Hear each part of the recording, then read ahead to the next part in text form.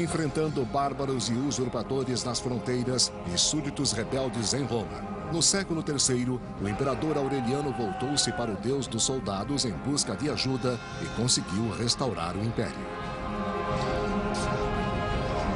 Mas foi assassinado antes da situação se estabilizar, deixando o império em perigo novamente. Nos dias conturbados do final do Império Romano, muitos lutavam pelo poder. Um homem emergiu do caos, eliminando os rivais e unindo o império sob o sinal de um novo Deus. Seu nome era Constantino, e nada o impediria de salvar o império em declínio. Roma, ascensão e queda de um império. Constantino, o Grande. Preparem-se! Peguem as armas! Nós vamos vencer! No século III, Roma enfrentava lutas internas e invasões bárbaras. Mas em 295 d.C., surgiu um novo e poderoso imperador para salvar o império. Seu nome era Diocleciano. O que Diocleciano optou por fazer foi lidar com diversas preocupações e vários desafios que o império enfrentava no terceiro século. Um novo elemento de Diocleciano foi a redefinição da defesa das fronteiras.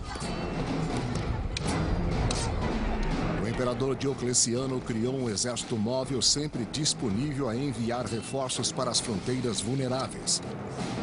Um dos soldados mais capazes era o jovem Constantino, de 17 anos. Já! Ele era um soldado que se destacava, isto é, ele era muito corajoso na batalha e realizava todo tipo de feitos muito ousados.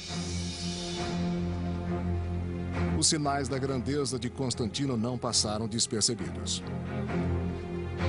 Diocleciano mantinha o jovem soldado por perto, demonstrando o desejo de preparar Constantino para uma posição de poder no império.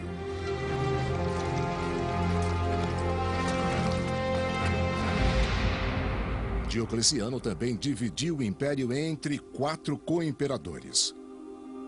Um na Ilíria, outro na Itália, o pai de Constantino na Gália e o imperador Diocleciano na Nicomédia, situada na Ásia Menor.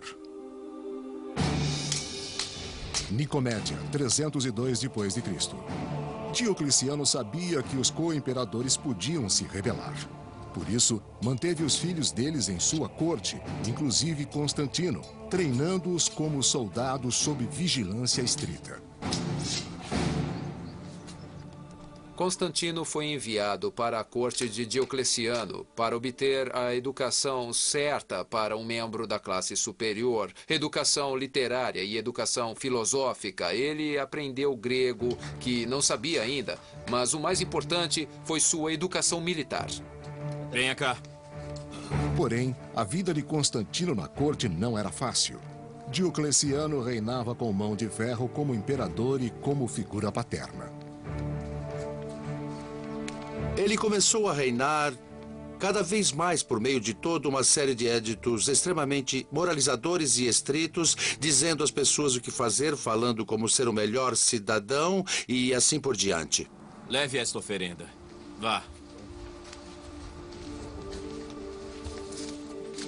Diocleciano exigia que todos, inclusive Constantino, fizessem sacrifícios, pois, acima de tudo, Diocleciano acreditava que a unidade do império dependia dos deuses pagãos.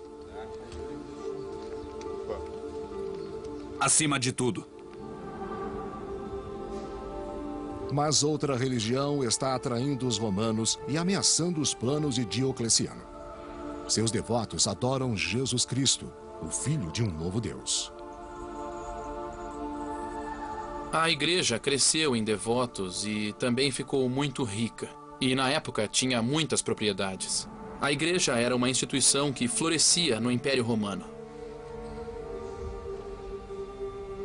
Diocleciano acreditava que essa instituição era uma ameaça a Roma. Ele se preocupava muito com a saúde do Estado. A força de Roma estava ligada com a religião romana. E os cristãos ameaçavam isso. Os cristãos haviam sido tolerados por quase 40 anos. Constituíam uma grande porcentagem da população das cidades. E certamente havia cristãos no exército e também na corte imperial. Sigam o exemplo de Jesus e amem a Deus, irmãos.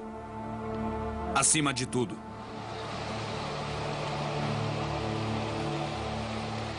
Diocleciano exigiu que todos os soldados do império oferecessem sacrifícios aos deuses romanos, mas muitos cristãos se recusaram.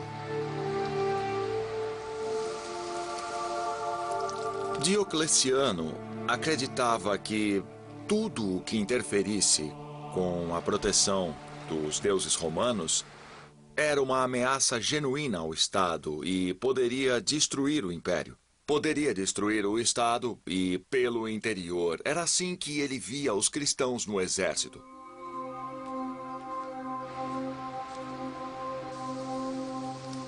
A desobediência ao édito imperial era punida com a morte. Constantino era forçado a testemunhar essa brutalidade e percebia o medo e a discórdia que as reformas de Diocleciano provocavam. Não demorou para que a discórdia se espalhasse além do exército.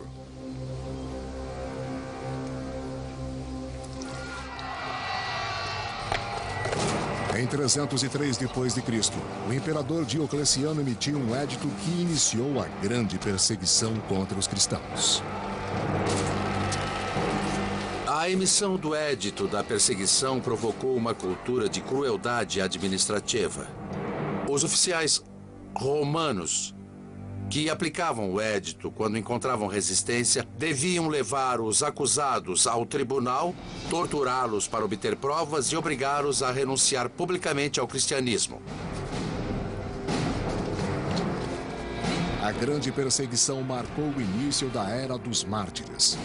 Todos os cristãos que proclamassem sua fé em público eram condenados à morte. De muitas maneiras, a perseguição de Diocleciano foi muito além das anteriores. Um imperador romano chegou muito perto de destruir o sistema.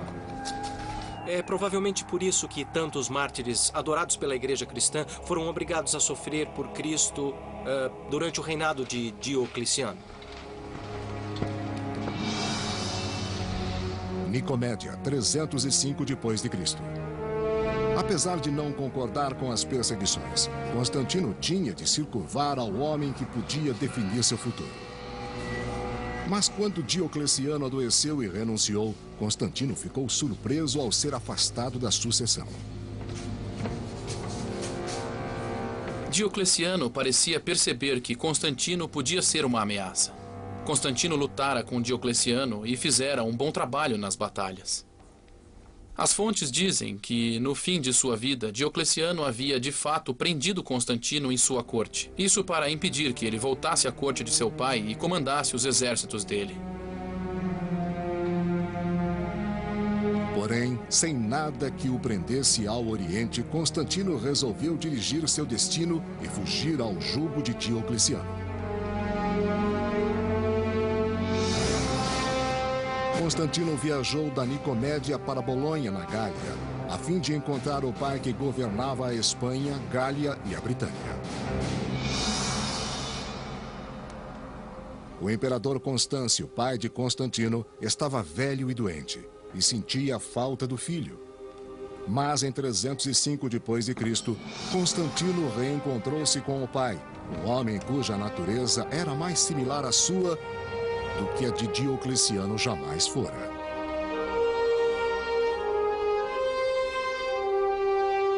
Constâncio, pelo que sabemos no Ocidente, era muito mais relaxado em sua forma de governar e ele certamente descobriu que era possível ignorar alguns dos éditos de Diocleciano. Que bom te ver, meu pai. Seja bem-vindo. Constantino descobriu que o pai era um líder compassivo e Constâncio viu que seu filho era um homem que algum dia poderia assumir o trono. Quando o imperador Diocleciano renunciou em 305 d.C., Constantino ficou livre para viajar ao Ocidente e se juntar a Constâncio, seu idoso pai. Um dos 4 co-imperadores romanos, Constâncio governava a Espanha, Gália e Britânia, ameaçada pelos bárbaros pictos. Em 305 d.C., ele e Constantino foram de Bolonha para a Britânia para sufocar a rebelião. Os pictos eram uma tribo feroz do território onde hoje fica a Escócia e que atacava a Britânia. Eles eram um sério desafio em batalha para Constantino e seu pai. Esses vizinhos bárbaros do século IV eram mais bem organizados do que haviam sido em gerações anteriores.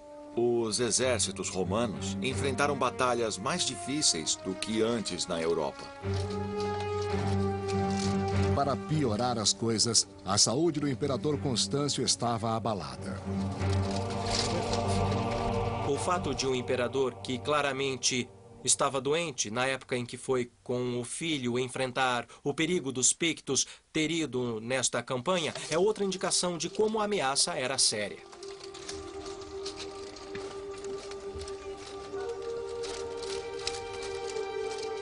Com a doença do imperador, coube a Constantino liderar as tropas do pai e garantir a vitória na batalha.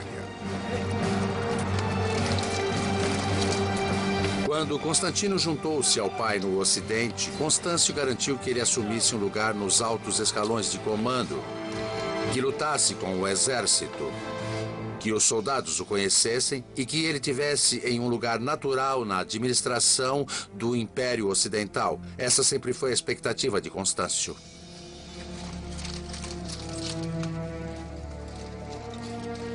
Com seus feitos militares, Constantino conquistou a lealdade do exército, mas a vitória não pôde salvar a vida do pai que Constantino havia acabado de conhecer.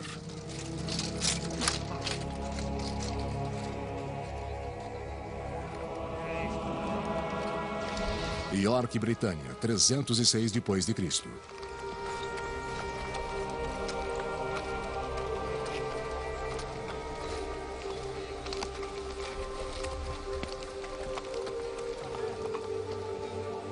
Quando seu pai morreu, o exército admirava Constantino, e ele foi imediatamente proclamado imperador. De certo modo, isso é um evento natural. Era um exército que conhecia o pai de Constantino, que respeitava o pai de Constantino e que conhecia o filho também. Eles sabiam o que esperar de Constantino.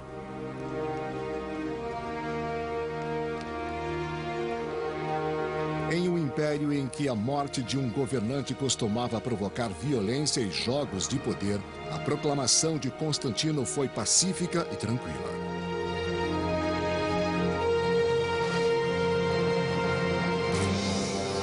Quando os francos atacaram a Gália em 306 d.C., Constantino foi para o sul para lutar contra eles e enfrentar seu primeiro desafio como imperador.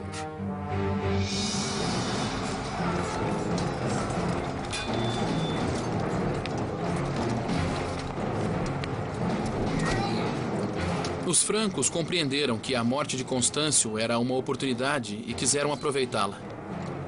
Porém, Constantino demonstrou muita capacidade como comandante e impediu essa invasão. Constantino não demorou para provar seu valor como imperador. O imperador devia comandar pessoalmente o exército e, com frequência, devia comandar na frente de batalha. Constantino parece ter sido um soldado de frente de batalha muito capaz. Ele era visto liderando as cargas de cavalaria nas batalhas e era muito hábil na tática. Ele também era inteligente e sabia que para se estabelecer no poder precisava da confiança do povo. A captura dos líderes francos foi a oportunidade perfeita para isso.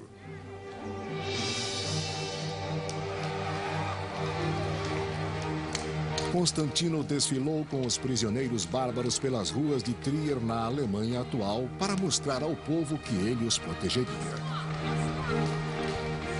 Constantino sabia que o objetivo principal de qualquer imperador, se quisesse se manter no poder, era lutar contra os bárbaros. Então Constantino fez isso em grande estilo. Ele lutou contra qualquer imperador. Se quisesse se manter no poder, era lutar contra os bárbaros. Então Constantino fez isso em grande estilo. Ele lutou contra os francos e temos evidências de que ele capturou alguns reis francos que foram exibidos pelas ruas da cidade para agradar ao povo da Gália. Por fim, os bárbaros foram atirados às feras, enviando uma mensagem clara de que Constantino não toleraria ameaças ao Império Romano. Mas em 306 d.C., o Império foi ameaçado por um usurpador chamado Maxêncio, que tomou o poder em Roma, proclamou-se imperador e controlou a Itália e o norte da África. O usurpador Maxêncio conseguiu apoio ao prometer diminuir impostos e distribuir grãos ao povo de Roma. Como Constantino, ele era filho de um ex-co-imperador. Constantino foi proclamado imperador pelas tropas em julho de 306 e Maxêncio ficou em Roma, pensando, bom, ele é imperador, eu também quero ser imperador. E então o que houve é que no final de 306, ele se proclamou imperador. Mas ao contrário de Constantino, Maxêncio não tinha direito ao trono. Ele atacou, aprisionou e assassinou o legítimo co-imperador da Itália. Não demorou para que o povo descobrisse que suas promessas eram mentiras.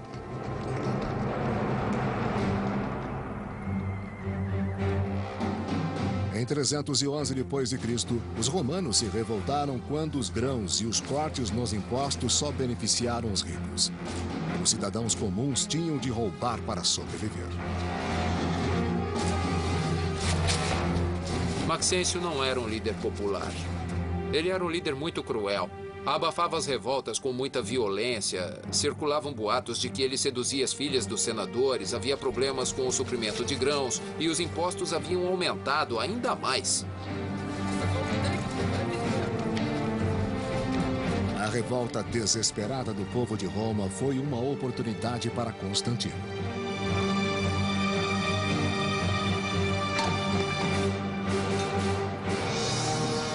Para salvar o povo de Roma e expandir seu domínio para a Itália, Constantino foi da Gália para Milão a fim de firmar um acordo com outro co-imperador, Licínio.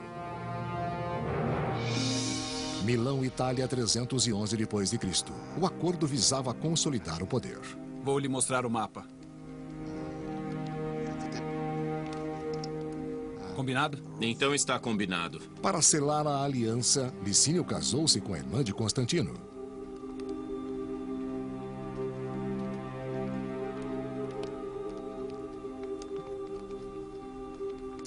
Bem-vinda. Constantino soube jogar. Ele era uma pessoa extremamente ambiciosa e não havia um caminho para o poder que ele não soubesse abrir.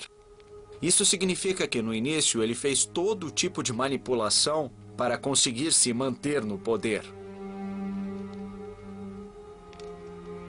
Licínio e Constantino enganaram o co-imperador do Oriente dizendo que apenas queriam derrubar Maxêncio. Este é um bom plano. Constantino quis tirar vantagem da situação e começou a chamar Maxêncio de imperador ilegítimo e usurpador. Constantino justificou a invasão contra Maxêncio como uma luta necessária para expulsar um tirano da cidade de Roma. Mas quando Roma foi conquistada, Constantino e Licínio lutaram para assumir o controle de todo o império.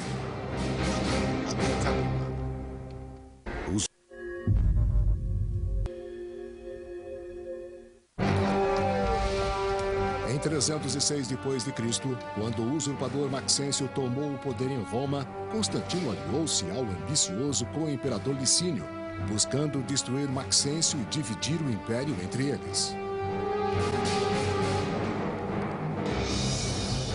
Enquanto Licínio defendia a fronteira norte do império contra os invasores bárbaros, Constantino marchou para Roma, sitiando a cidade onde Maxêncio se escondia.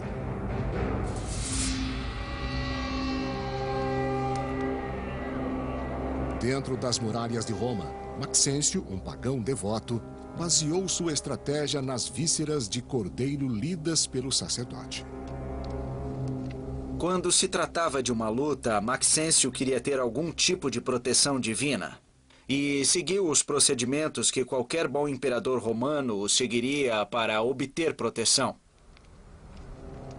Desesperado para saber se deveria esperar por Constantino ou enfrentá-lo em batalha, Maxêncio buscou orientação nas profecias sibilinas. Uma das fontes que Maxêncio consultou foram as profecias sibilinas, que eram livros de profecias mantidos pelas associações de sacerdotes romanos. E os sacerdotes investigavam determinadas questões consultando um oráculo. Bom, esse foi um oráculo que lhe disse que um inimigo de Roma morrerá hoje. Por essa razão, parece que Maxêncio mudou seu plano e tomou a decisão de não esperar por Constantino. Ele preferiu enfrentar Constantino em batalha. Supondo que Constantino fosse o inimigo de Roma mencionado no oráculo, Maxêncio preparou-se para a guerra. Preparem-se! Nós vamos vencer!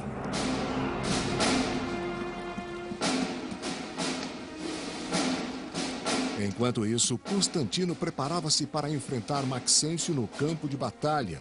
Sabendo que suas tropas eram em menor número, Constantino estava inquieto. Constantino começou a ficar preocupado com a força de seu exército. E sabemos que ele rezou para que algum deus o ajudasse e recebeu uma visão como resposta. E Constantino interpretou a visão como sendo cristã.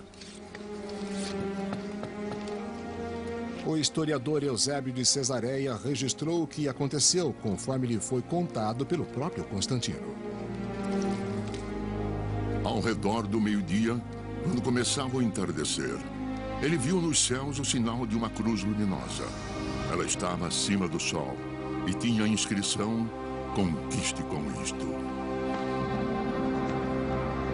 O que ele afirmou ter visto era um símbolo que parecia ser uma cruz com um tipo de P no alto, mas com as letras Kairo, que eram as duas primeiras letras do nome de Cristo em grego.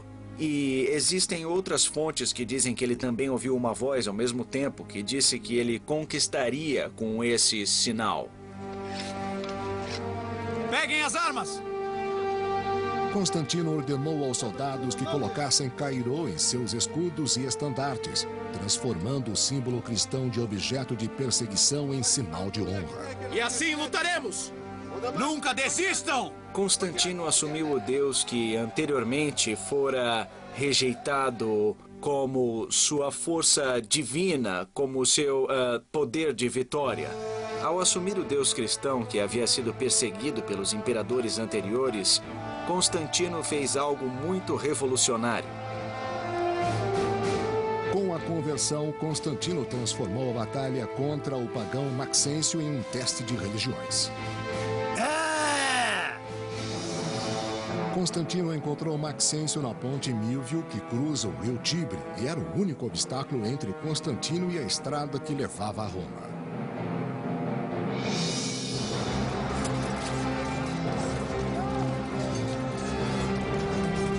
Embora em menor número que o exército de Maxêncio, os soldados de Constantino, marcados com a cruz de Cristo, enfrentaram a batalha com coragem.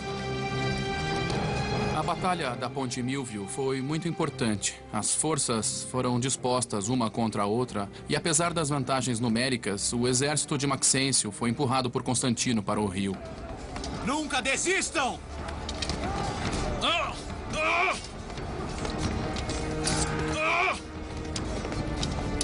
O destino de Maxêncio foi selado nas margens do rio Tibre. Constantino forçou Maxêncio a lutar com o Tibre nas costas. Era uma posição terrível para estar e, conforme as forças de Constantino pressionaram, o exército de Maxêncio se dispersou. Sem opção, o usurpador Maxêncio fugiu com seus homens e tentou atravessar o rio Tibre a nado.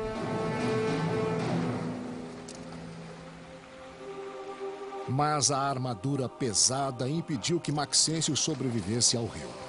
Dias mais tarde, seu corpo inchado foi retirado do Tibre, comprovando a queda do regime usurpador.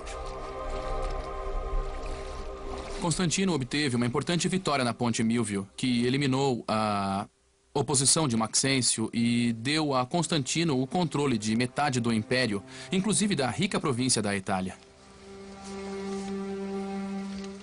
O destino de Maxêncio era um lembrete da força de Constantino e do que esperava aqueles que ousassem opor-se a ele. Constantino deu-se ao trabalho de dragar o corpo para desfilar com a cabeça por Roma e depois enviá-la ao norte da África para mostrar que o imperador estava morto e que Constantino tinha assumido o poder. A vitória sobre Maxêncio também provou a Constantino que o deus cristão era mais poderoso que os deuses pagãos do inimigo.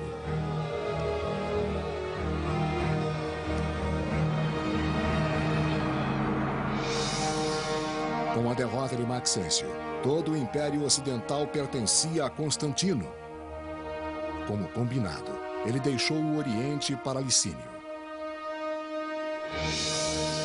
Milão, Itália, 313 d.C. Eles se encontraram em Milão, onde Constantino e Licínio confirmaram o apoio mútuo por meio do casamento. Constantino decidiu ligar-se a Licínio ou ligar Licínio à sua causa. Ele chamou uma de suas irmãs, Constância, e a casou com Licínio, que considerava esse o modo natural de fazer uma aliança. Bom, para começar, o próprio casamento realmente marca o ponto em que os dois, Constantino por um lado e Licínio pelo outro, concordavam nas políticas. Uma dessas políticas refletia a conversão de Constantino ao cristianismo. Os dois imperadores conversaram sobre como dividiriam o poder entre si. Um elemento nessa decisão era estender a tolerância ao cristianismo por todo o império. Licínio não era cristão, mas concordou com Constantino em interromper a perseguição no império. O acordo funcionou por algum tempo, mas uma aliança nascida da ambição é frágil. E Constantino reconheceu que seu co-imperador era seu maior rival.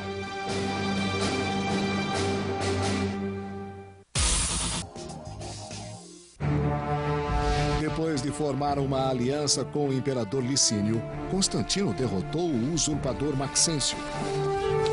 Convencido de que o deus cristão lhe deu essa vitória, Constantino demonstrou sua gratidão.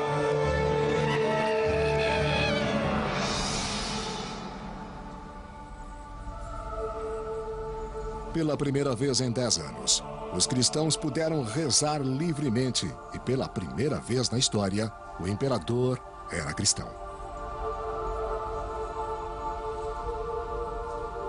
Constantino se converteu ao cristianismo e, então, levou muito a sério a tarefa de defender a igreja cristã. Sua família, inclusive seu filho e herdeiro Crispus, também se converteu. Constantino não só estendeu a tolerância à igreja cristã, mas favoreceu bastante os cristãos no território que controlava. Em 313 d.C., Constantino e Licínio emitiram em conjunto o Édito de Milão, conforme descreve o historiador Lactâncio. Garantimos aos cristãos e a todos a liberdade de seguir a religião que desejarem, para que todas as divindades no céu sejam veneradas e favoreçam a nós e aos que se encontram sob nosso poder.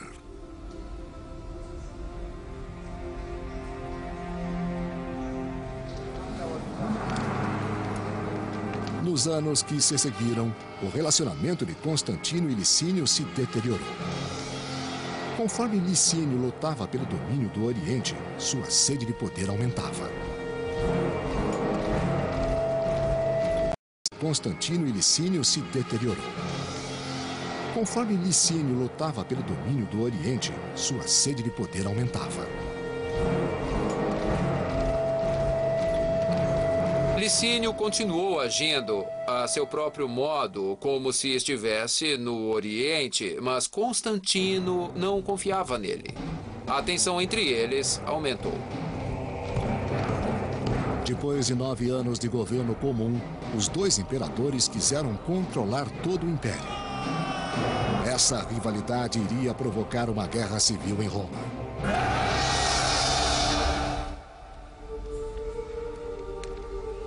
No Oriente, os cristãos foram vítimas do conflito crescente. Como apoiavam o imperador cristão Constantino, eles passaram a ser uma ameaça a Licínio e pagaram um alto preço.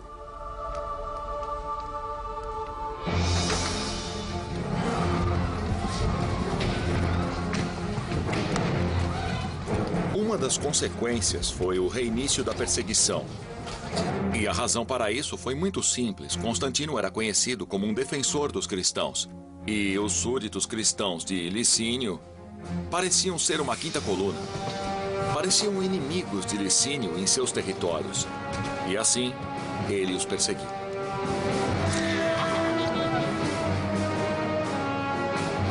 Igrejas e livros sagrados foram destruídos. E o mesmo aconteceu à aliança entre Licínio e Constantino. A perseguição aos cristãos deu a Constantino, um governante experiente de meia-idade, o pretexto para atacar Licínio. Então ele rapidamente ordenou que seu exército marchasse para o Oriente.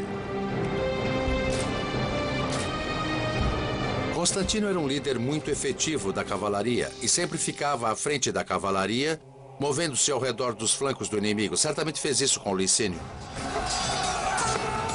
Crispus, filho e herdeiro de Constantino, lutou ao lado do pai e provou seu valor na batalha.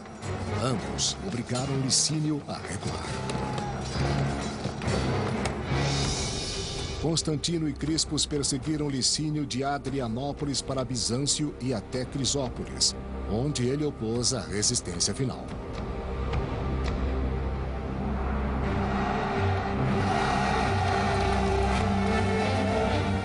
Em 324 d.C., com todo o império em jogo, Constantino e Crispus enfrentaram Licínio lado a lado. Crispus herdou a habilidade do pai no campo de batalha. Crispus era um outro gênio militar. Sem sua ajuda, a vitória contra Licínio talvez não tivesse acontecido. Constantino e Crispus devastaram o exército de Licínio, lutando novamente sob a égide do deus cristão. A Batalha de Crisópolis acabou antes de começar. Constantino conseguiu levar seu exército para o território de Licínio sem nenhuma resistência efetiva. Seu exército tinha sido vitorioso com facilidade em várias batalhas. A resistência de Licínio parece ter sido mínima. A vitória na batalha final deu a Constantino o controle sobre todo o império.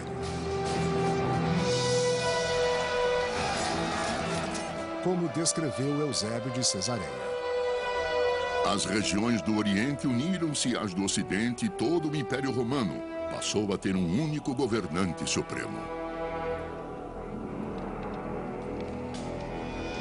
Aprisionado na Nicomédia, Licínio enfrentou uma punição cruel. A única testemunha foi sua esposa, a irmã de Constantino. O relacionamento com Licínio é interessante. Licínio é lembrado como seu cunhado. A esposa de Licínio suplicou por clemência para o marido. E, no princípio, Constantino parecia inclinado a ser clemente. Eles jantaram juntos, mas Licínio foi exilado e depois foi executado. Eu quero sair daqui, me ajudem! Apesar das súplicas da esposa, a execução de Licínio foi rápida e sangrenta, mostrando que Constantino não tinha piedade nem diante de sua família.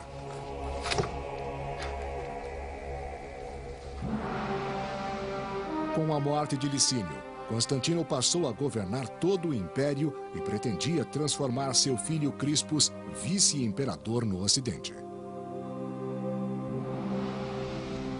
Bizâncio, 324 d.C. Como co-imperador, Crispus conhece os planos do pai para uma nova capital cristã no Oriente, a ser localizada em Bizâncio.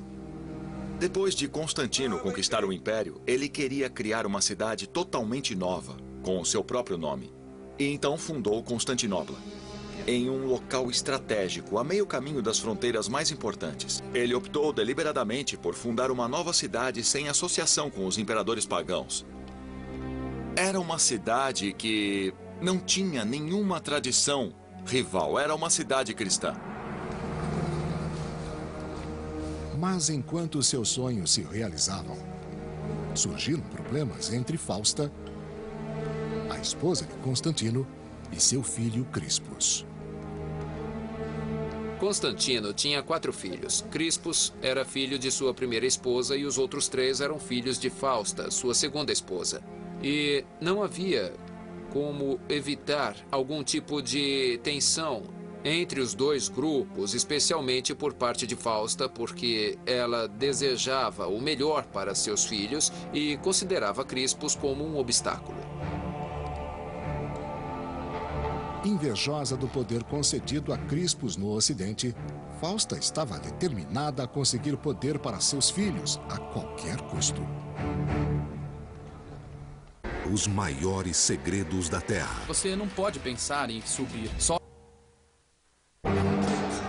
Constantino, auxiliado por seu filho Crispus, derrotou o rival Licínio e uniu todo o império sob a nova fé cristã.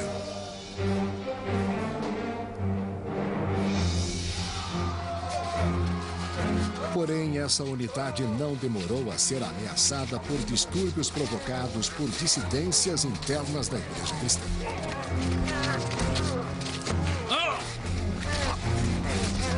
A situação entre os cristãos no Império do Oriente era de grande agitação. Havia uma controvérsia acirrada sobre a natureza de Cristo, que também estava ligada à questão de quem deveria comandar a Igreja do Oriente. Bispos rivais incitavam ataques a outros cristãos com crenças diferentes. Tal violência não era vista desde as perseguições, mais de 20 anos antes. Em busca de uma solução, Constantino exigiu que as autoridades da igreja acabassem com a controvérsia sangrenta. Podemos fazer assim? Pode sim, eu concordo. Então ele convocou um concílio de mais de 300 bispos e marcou o encontro na cidade de Niceia. A tarefa deles era chegar a uma única definição do que os cristãos acreditavam. O resultado foi o Credo Niceno, uma declaração de fé que existe há mais de 1.600 anos e ainda é recitado atualmente em todo o mundo. Cremos em um só Deus, Pai Todo-Poderoso, Criador de todas as coisas, visíveis e invisíveis, e em um só Senhor Jesus Cristo, Filho único de Deus, nascido do Pai. Assim vai ser melhor. Mas nem todos concordavam com essa definição de crença cristã. E isso acabou provocando muitos problemas, porque significava que os cristãos rivais, as crenças cristãs rivais, ficaram constantemente lutando pela preferência imperial pelo resto do século. Isso também significou que os imperadores deixavam de lado os outros assuntos do governo para lidar com as rivalidades entre os diferentes bispos cristãos. Podemos fazer assim? Pode sim, eu concordo. Talvez isso tenha cegado Constantino para uma rivalidade muito mais próxima. Em 326 d.C., sua esposa Fausta atacou a integridade de seu filho Crispus. Crispus era o filho mais velho de Constantino, de um casamento anterior e, portanto, não tinha a mesma mãe que seus meio-irmãos menores. É bastante claro que havia uma intensa rivalidade entre ele e os 3 meio-irmãos. Entenda. Como parte de seu plano, Fausta disse a Constantino que Crispus havia tentado seduzi-la.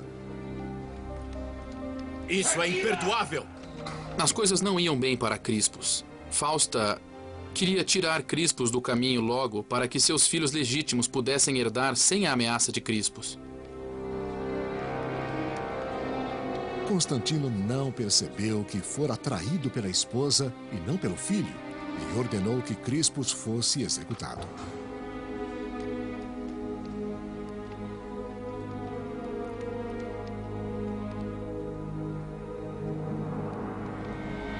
Pola, 326 d.C. Aprisionado em Pola, na Croácia atual, Crispus reafirmou sua inocência. Embora não fosse ouvido, ele tinha um defensor junto a Constantino. Constantino foi aconselhado por sua mãe Helena, que achava que a própria Fausta havia inventado esse plano, fingindo ter sido violada ou ter sido seduzida por Crispus, de modo a que ela, Fausta, pudesse promover os interesses de seus filhos. Constantino agira de modo impulsivo e sabia disso. Fausta pagou com a vida por sua traição, mas era tarde demais para Crispus. Os guardas da prisão já tinham recebido ordens para executar o filho do imperador.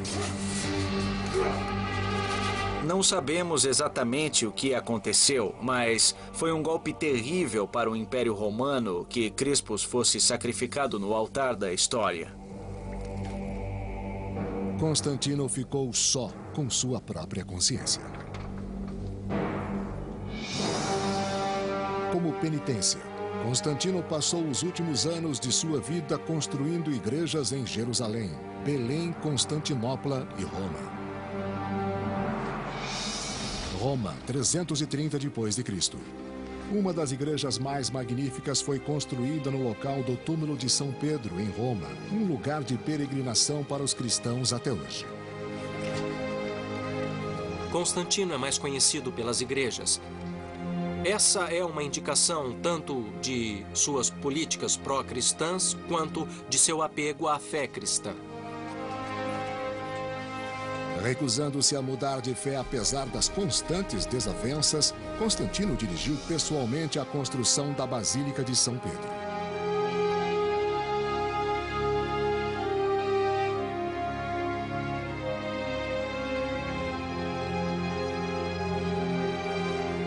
É uma explosão extraordinária de arquitetura de um modo que não existia antes no Império Romano. A diversidade de planos pode ser explicada pela variedade de arquitetos que Constantino envolveu no trabalho e provavelmente por suas próprias ideias. Ele se envolveu em quase todos os projetos e era um homem que realmente tinha ideias próprias sobre a construção. Podemos fazer assim? Pode sim, eu concordo. Constantino esperava que a devoção no final da vida apagasse todos os seus pecados.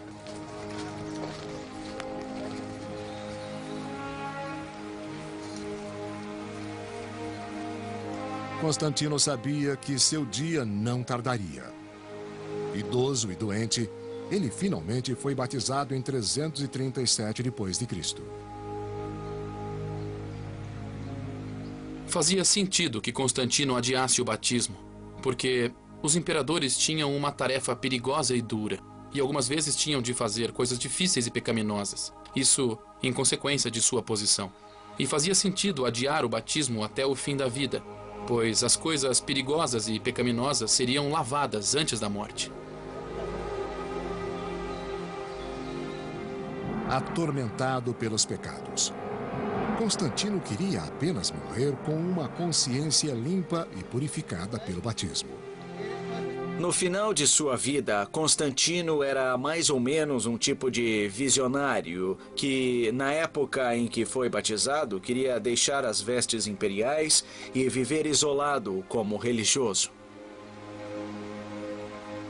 Finalmente, Constantino encontrou a paz na fé que professou por toda a vida.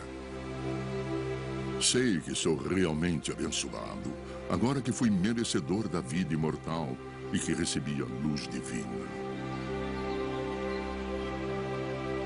Constantino morreu em maio de 337 d.C., após 30 anos de governo.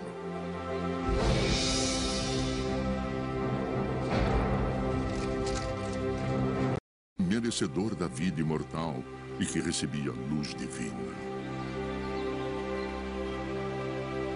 Constantino morreu em maio de 337 d.C., após 30 anos de governo.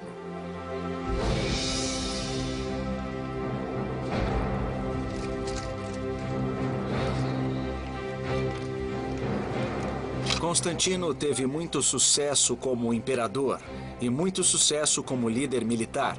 Ele foi um homem que abriu seu caminho para o poder usando a pura ambição. E sempre que preciso, usou essa ambição para alcançar a vitória. Por toda a vida, Constantino lutou para manter unido o Império Romano sob a nova religião, mas nem mesmo a fé poderia salvar o Império.